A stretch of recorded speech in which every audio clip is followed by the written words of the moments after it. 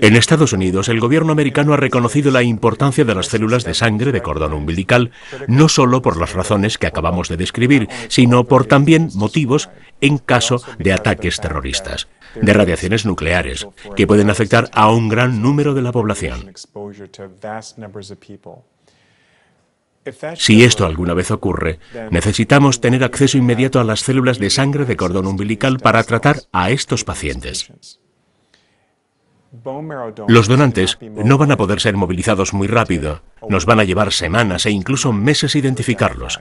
Sin embargo, las células de sangre de cordón umbilical están ya disponibles y codificadas y preparadas para ser requerida en cualquier momento y las podrías tener disponibles al día siguiente.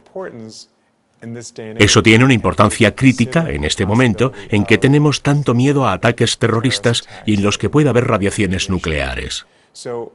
Además de todos los atributos positivos de los que hemos estado hablando y que conocemos, ahora el gobierno de los Estados Unidos está pensando ya en esto para el futuro como algo muy importante para la seguridad nacional.